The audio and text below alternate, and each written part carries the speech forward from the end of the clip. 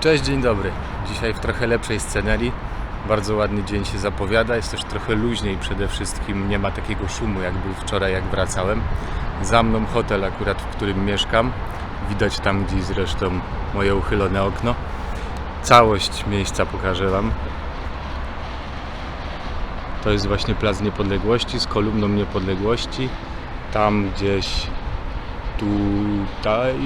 tutaj widać Sobór Bożej Mądrości, a wzdłuż całości w tamtą stronę idzie ulica Chryściatyk, najbardziej popularna obecnie, i całe to miejsce najbardziej popularne w Kijowie, ze względu na to, że to tutaj miała miejsce kulminacja protestów. Co kawałek można też zobaczyć, nie wiem czy widać pod zegarem, takie miejsca pamięci dla ludzi, którzy zginęli podczas tłumienia tych protestów. Bardzo ładnie to wygląda na żywo. Hotel wybrałem dlatego, że po pierwsze ma bardzo fajną lokalizację.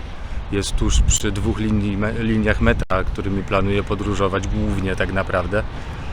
Oprócz tego wygląda przesowiecko, tak jak całość tego miejsca, może pomijając jeden tutaj nowy budynek. Szkoda, że nie został wybudowany tak, jak zakładał pierwszy projekt, ponieważ wtedy wyglądałby trochę jak nasz Pałac Kultury. No ale cóż, i tak mi się bardzo podoba. Plan na dzisiaj jest taki, że zostajemy w sowieckim klimacie. Będę się uczył jeździć metrem, więc wsiadam do metra i jadę na południe do Parku Osiągnięć Gospodarki Ukraińskiej, tak w sumie można to chyba powiedzieć. Także zapowiada się dobry dzień. Życzcie powodzenia. Cześć.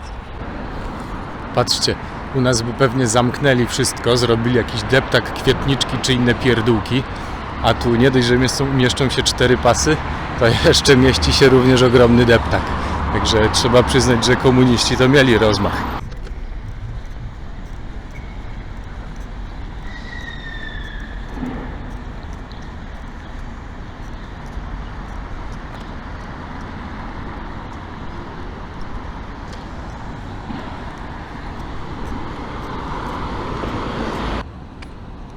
Ciekawie to by się było tutaj przejść.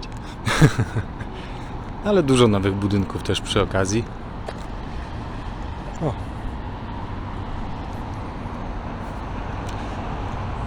I Stadion Olimpijski.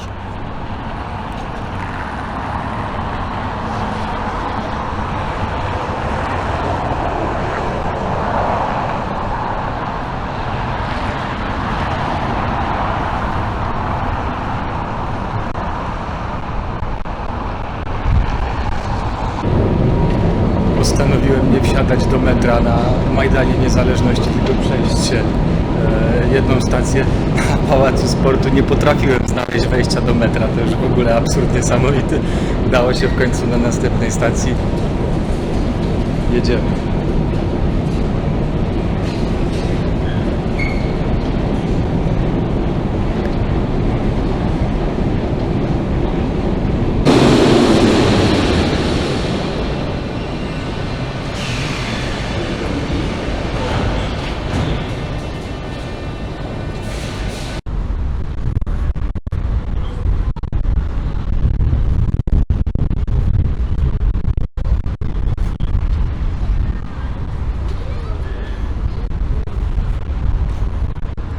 Jest, co za ślicznota.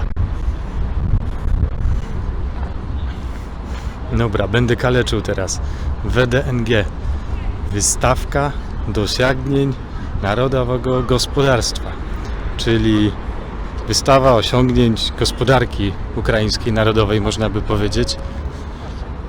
Podobny park jest w Moskwie, z tym, że tam jest wiele takich pawilonów jak ten przede mną i każdy reprezentuje jedną republikę sowiecką. Tutaj jest oczywiście jeden, bo jesteśmy w byłej republice, ale klimacik jest przedni. Oprócz tego jest bardzo duży park, tam jakaś impreza chyba trwa mocno. No nic, podejdźmy bliżej. Wszędzie widać żołnierzy. Może nie jakoś bardzo gęsto, ale co kawałek jednak się pojawiają.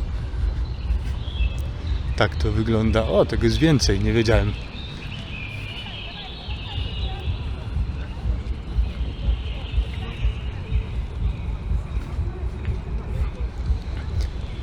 Jest to w istocie niemały kompleks faktycznie.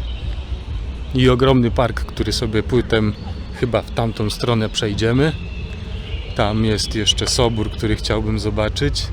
I na koniec jeszcze zdecydowanie sowiecka wisienka na torcie. Fajnie tu.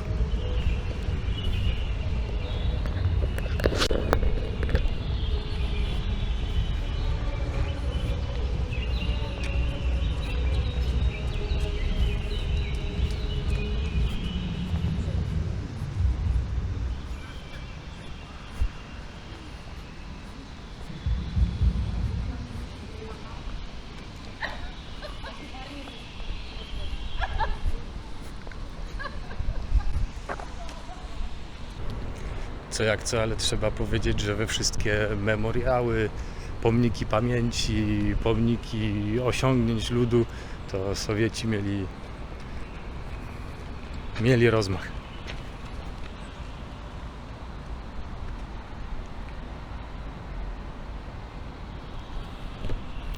Ciekawe, czy da się wejść do środka.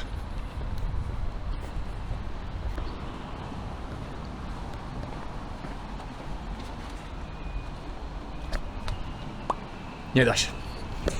Nie da się. Dobra, idziemy do następnego. Ogólnie można powiedzieć, że w Kijowie życie toczy się dość normalnie. Knajpy są pootwierane, restauracje są pootwierane, ludzie sobie żyją jakoś w miarę. Dzisiaj jest niedziela, takiej lazy Sunday można by powiedzieć. Całkiem.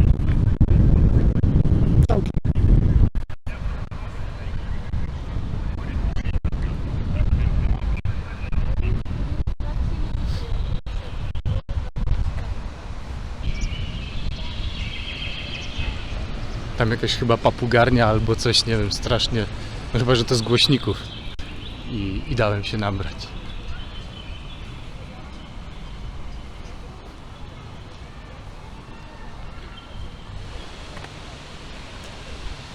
Pawilon numer 2.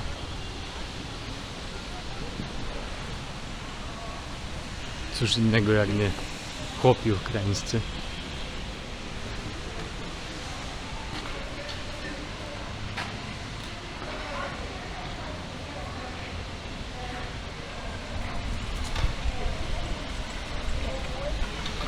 Do tego, z tego co pamiętam, dało się wejść, ale to zostawimy sobie na koniec. Zobaczmy jeszcze to, co się tam dzieje. Nie no, te śpiewania ptaków muszą być z głośnika. To jest niemożliwe, żeby ptak śpiewał z taką głośnością. Mówiłem o tym, że każdy z takich pawilonów w Moskwie upamiętniał mniej więcej, z czego słynęła dana republika. Tu można zobaczyć na górze, nie wiem, czy będzie to dobrze widać, traktor, który orze pole i produkty z tego pola pozyskane. Widzę słoneczniki, jakieś inne rzeczy, których nie za bardzo mogę rozpoznać. No są też rzeczywiście kłosy zboża, ładnie to wygląda. Pawilon 6. Idziemy jeszcze. Po drugiej stronie też coś podobnego. Mieli rozmach, skurczybyki, jak to się mówi. Dziwna instalacja. Tam na pewno są drzwi otwarte. Dobra, tam później.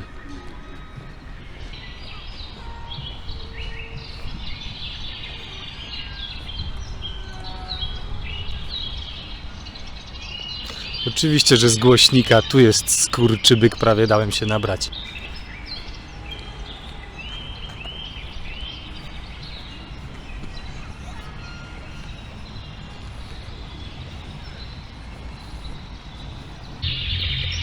Te flagi to by sobie mogli jednak odpuścić. Sowieci zdecydowanie lepiej umieli w sztandary.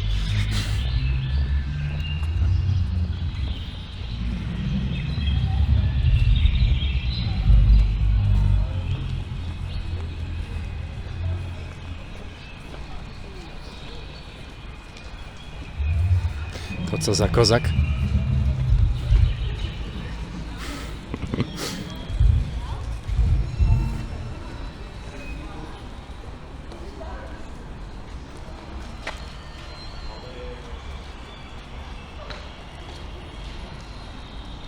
Zdecydowanie uznaję wyższość architektury sowieckiej nad sztuką modernistyczną. No dobra, w środku jednak nic nie ma, okazuje się, oprócz większej ilości takich oto właśnie dziwnych figurek. Że idziemy do głównego budynku, zobaczymy, co tam się uda zobaczyć. Nie wiem, czy tam nie ma przypadkiem jakiegoś muzeum. No nic, zobaczymy. Jak nie, to przejdziemy się parkiem, zobaczymy, co dalej. Jest tu ciekawie na pewno, mi się podoba. Klimacik, pierwsza klasa.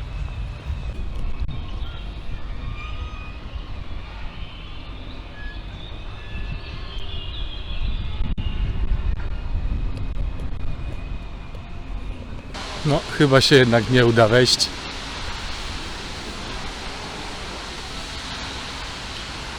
Wielkie czyszczenie.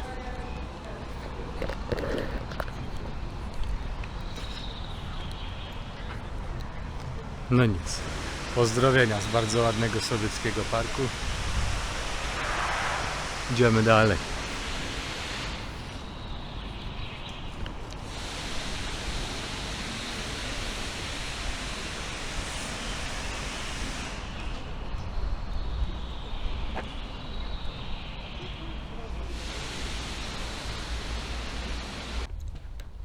No cóż, naprawdę duży park, ale taki normalny. Alejki, śmietniki, ławeczki, część dróg asfaltowych, część takich jak ta tutaj, bardziej terenowych, ale miejsce na odpoczynek bardzo spoko. Ludzie sobie jeżdżą na rowerze, całymi rodzinami, biegają, jeżdżą na hulajnogach. Nie czuć zupełnie, jakby w tym miejscu odbywała się jakaś, jakby ten kraj był w stanie wojny tak naprawdę. Ja się nie czuję przynajmniej.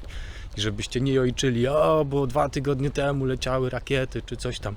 Mówię na ten moment.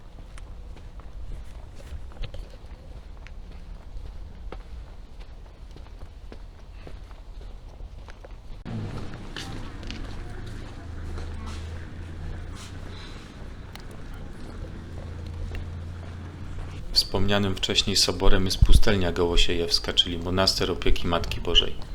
Monaster został założony przez metropolitę kijowskiego w 1631 roku, który wykupił część położonych w okolicy terenów leśnych i wzniósł na polanie cerkiew. Całość stała się skitem Ławry Pieczerskiej w Kijowie. Skit to odosobniona pustelnia mnichów pragnących prowadzić życie surowsze niż w monastyrach. Aby dodatkowo się umartwiać, niektórzy mnisi nie mieszkali w skitach, lecz w znajdujących się w pobliżu jaskiniach lub szałasach w lesie. Klasztor istniał do 1926 roku, gdy został zamknięty na polecenie władz radzieckich. Cały kompleks monasterski oprócz letniego domu metropolitów kijowskich zniszczono. Monaster został zrestytuowany w 1993 roku ponownie jako skit Ławry Pieczerskiej.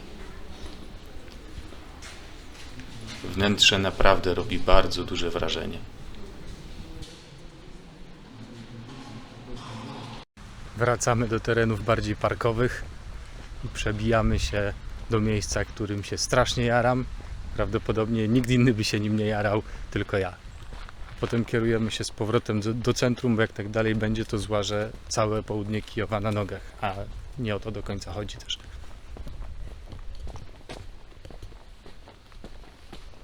Ja już widzę mały kawałeczek, zaraz będzie. Jest i ona, najbardziej kolorowa, najbardziej sowiecka i najpiękniejsza na świecie. Zajebista sowiecka mozaika. Atomowa na dodatek, a przynajmniej na Instytucie Badań Fizycznych Atomowych. Jeszcze ja. Jakież to jest zacne.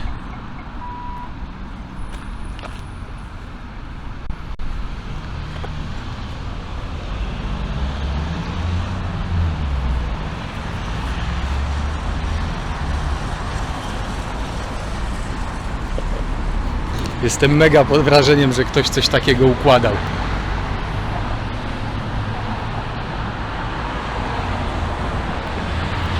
Oczywiście nie jest to z przypadku, że ona tutaj jest. Znaczy, przede wszystkim jest to Instytut Badań, tak? Ale Ukraina jest 8. co do wielkości na świecie posiadaczem złóż uranu.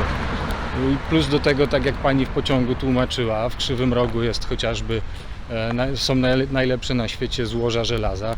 Oprócz tego mówiła jeszcze, że właściwie to w Krzywym Rogu, gdziekolwiek by się nie wwiercić, gdziekolwiek by się nie wkopać, to zawsze znalazłoby się coś wartościowego, zawsze jakiś specjalny minerał. Bardzo często są to minerały rzadkie. Ukraina jest też na Ukrainie właściwie jest jedno z 2 miejsc na świecie, przynajmniej z tego co wiem, w Żytomierzu i gdzieś w Skandynawii, chyba w Szwecji albo w Norwegii, gdzie wydobywa się taki minerał jak labrador. I kolumny w Banku Narodowym Ukrainy zawierają właśnie ten minerał, przez co jak jest słońce, jeśli tam podejdzie do nich i się popatrzy pod odpowiednim kątem, to bardzo ładnie błyszczy na niebiesko. Że absolutnie niesamowita rzecz, absolutnie rzadka. Dobra, koniec tego ganiania po rubieżach, wracamy do centrum. Jestem już trochę głodny, a poza tym jest jeszcze jedna bardzo ważna luka do wypełnienia. W Kijowie jeszcze nie piłem piwa, więc myślę, że to dzisiaj powinno się zmienić. Będziemy jeszcze na obrzeżach Kijowa na pewno, bardziej na wschodzie co prawda. Myślę, że to będzie misja na jutro. Dzisiaj kierujemy się już powoli z powrotem.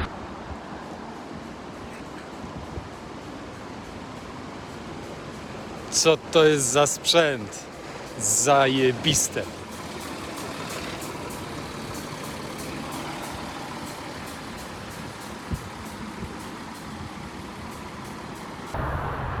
To się dopiero nazywa Downtown Kijew. Tam jeszcze w oddali też jakieś ogromne budynki.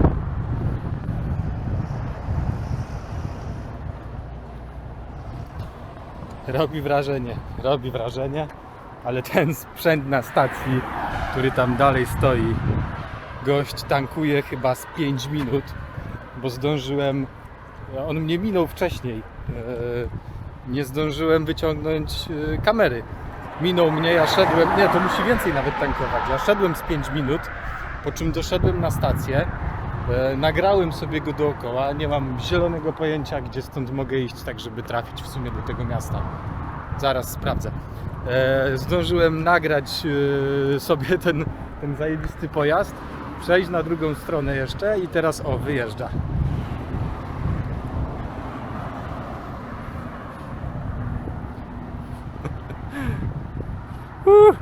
Otóż pochwaliłem, że Sowieci umieli w pomniki i umieli w upamiętnienie i przez to sprawa się straszliwie rypła.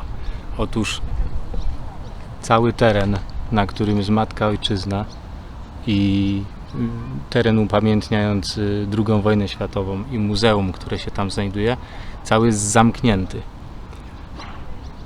Gość, który przekazał mi taką informację, mówił, że zamknięty do renowacji i nie wiem, czy to widać, być może nie, ale tu, gdzie jest tarcza, do tarczy przyczepione są takie 2 cosie i do tych 2 cosiów prawdopodobnie z dołu poprowadzone są jakieś liny, a na tarczy jest sierp i młot, więc myślę, że robiąc tutaj szybkie śledztwo, rozwiązuję tą zagadkę i dochodzę do wniosku, że będą chcieli prawdopodobnie usunąć ten sierp i młot. A tak ogólnie pomnik sam w sobie został zaprojektowany przez człowieka, który zdecydowanie ma doświadczenie, jeżeli o to chodzi, ponieważ on w Wołgogradzie również zaprojektował pomnik Matka Ojczyzna wzywa i początkowo miał mieć taką wysokość, żeby był wyższym punktem elewacyjnym niż Ławra Pieczerska, która znajduje się tam za mną. Być może widać Złotą Kopułę. Jak popatrzycie na miecz, to on wydaje się taki dziwnie nieproporcjonalny. A to dlatego, że ona faktycznie była wyższym punktem elewacyjnym niż Ławra, ale po upadku Związku Radzieckiego po prostu ktoś doszedł do wniosku, że z tym kościołem trzeba się pogodzić i skrócił ten miecz o 6 metrów i dzięki temu to właśnie krzyż na Ławrze jest wyższym punktem elewacyjnym.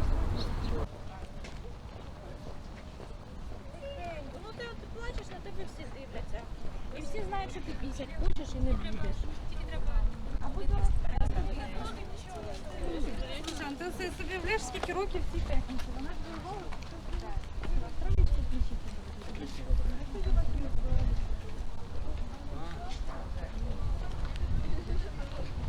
to mój błąd, okazuje się, że jest jednego otwarte.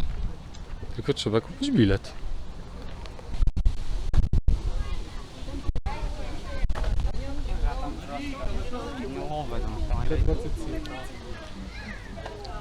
O, jakie maszynki śmieszne. Ale people which you come from Poland.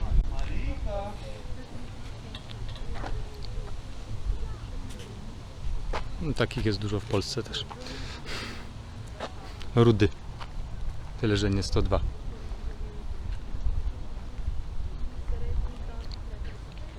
No, to jest piękna. Piękna sztuka.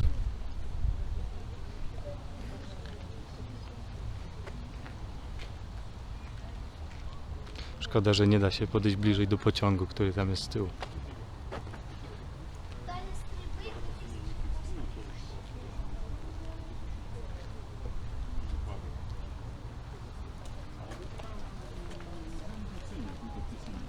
Там у него сбоку стоят два автомобиля двигателя соединенные. Вот. И вначале он так свои их живых почти не осталось, потому что они все погубили.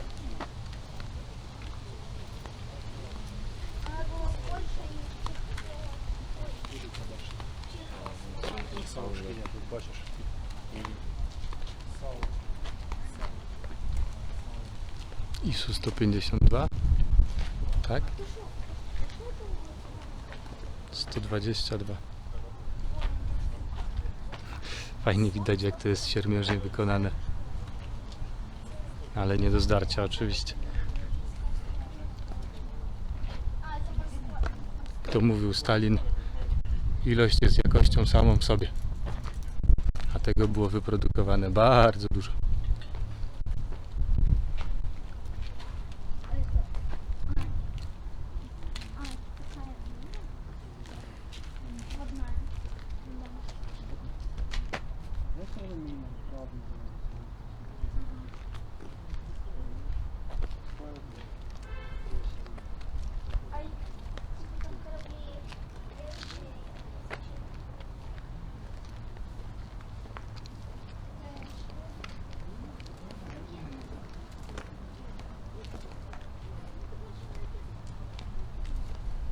To wygląda jak z filmu o przemytnikach amerykańskich.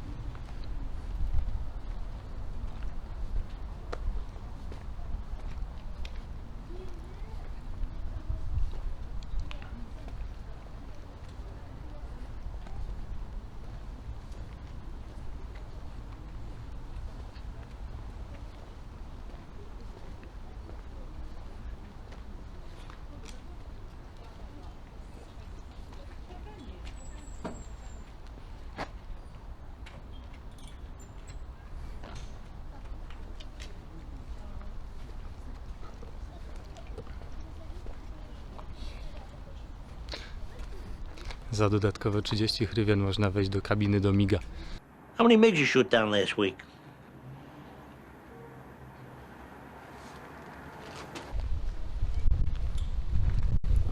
Będzie trzeba zdecydowanie kiedyś jeszcze pojechać do Muzeum Broni Atomowej na Ukrainie i drugim na Litwie, też może być ciekawe.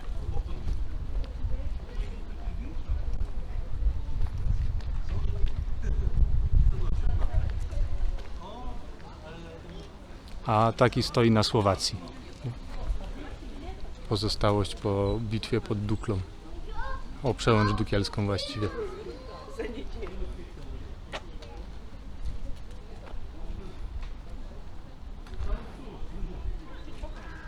Ale ta koszka.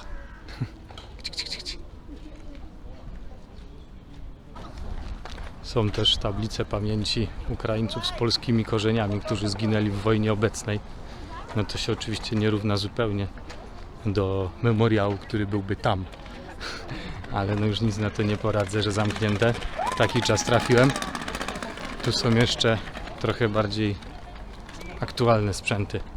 Problem jest taki, że na aktualnych sprzętach się zbytnio nie znam. I o ile tamte mógłbym podpisać prawie co do jednego, to w sumie nie wiem, co to jest. Jakieś BTR-y pewnie, czy coś w tym stylu. BMP. To chyba T-72.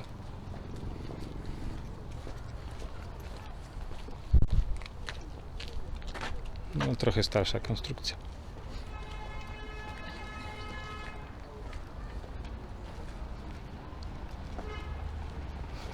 Swoją drogą T-54 chyba czołg wyprodukowany na świecie w największej ilości sztuk w różnych kombinacjach.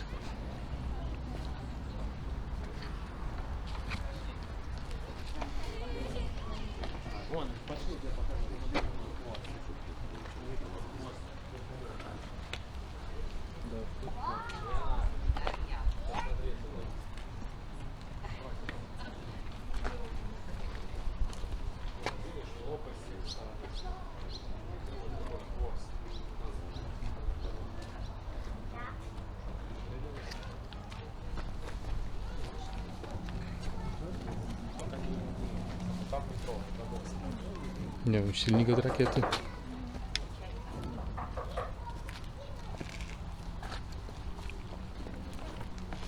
Prawdopodobnie.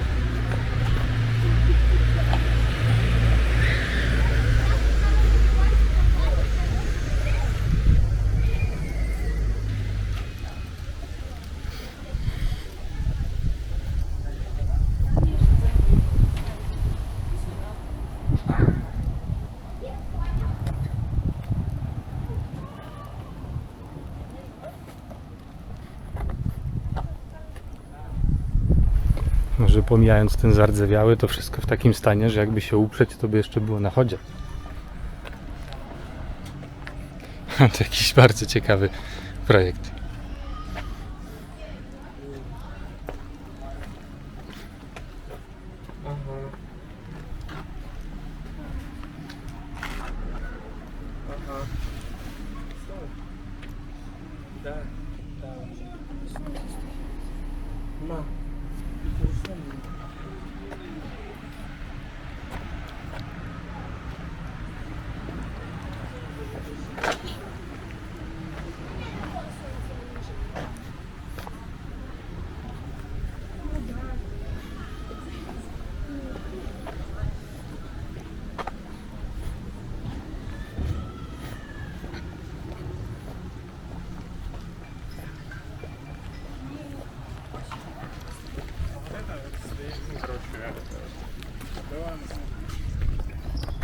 Wiadomo, że część z tego to jest sprzęt właściwie nowożytny, ale brakuje mi w Polsce takiego muzeum, takiego z prawdziwego zdarzenia, jeżeli chodzi o broń pancerną.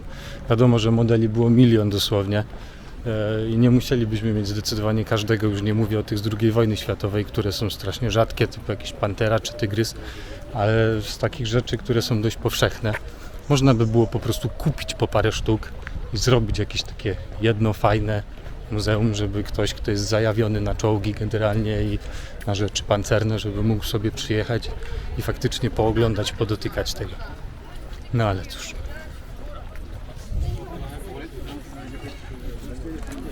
Jejku, ale bym popełnił niesamowitego babola. Zapomniałem o nim, po prostu o nim zapomniałem, ale idę sobie alejką i wyłania się, jakiż piękny. No przecież to jest dopiero perełka. Hotel Salut. Sowiecki na wskroś. Miałem nawet pomysł, żeby tutaj właśnie zostać w hotelu. Problem był taki, że był niesamowicie drogi. Ponad 4 razy droższy niż ten, w którym jestem. Więc dla samego klimatu bez sensu.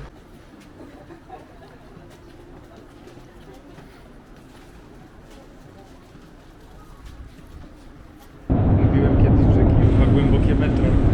A to jest najgłębsza chyba stacja w Kijowie arsenalna. Jeżeli dobrze pamiętam, zjeżdża się ponad 100 metrów pod poziom ziemi. Pod poziom gruntu.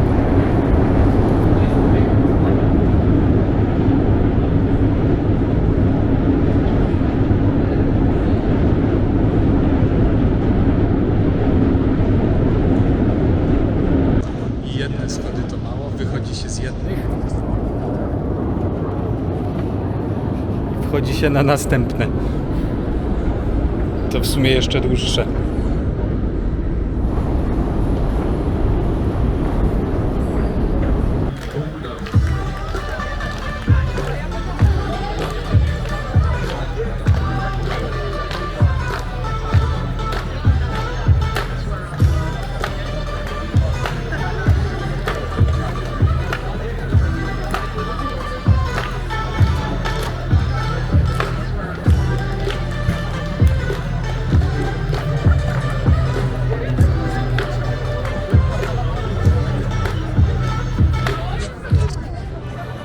Klimat trochę jak na osiedlach u nas, jak się za czasów, powiedzmy, mojego gimbazjum tańczyło. Zapytałem jakichś przypadkowych ludzi w sklepie, jakie będzie dobre piwo, które można wypić w Kijowie, i dostałem rekomendację na takie coś.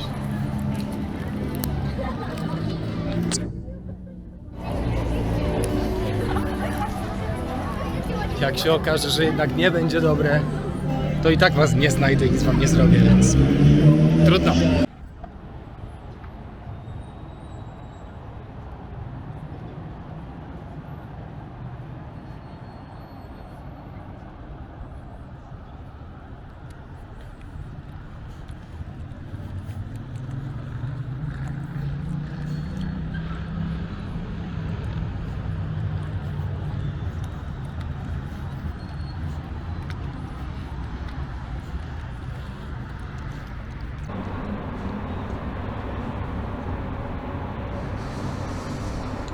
Powiem wam, że po tak intensywnym dniu jak dzisiaj, prawie 40 000 kroków po Kijowie, wypić piwko z widoczkiem na plac, to jest rzecz zdecydowanie jak złoto. Tym bardziej, że jutro czeka nas ciężka wycieczka tak naprawdę. W sensie ciężki temat będzie poruszany, ale temat, który mi bardzo mocno leży i tak naprawdę po to tutaj w pewnym sensie przyjechałem. No oczywiście pozwiedzać miasto to jedno, ale być w jednym pewnym konkretnym miejscu. Także dzisiaj piwko, widoczek i odpoczynek. Do zobaczenia jutro. Trzymajcie się, cześć.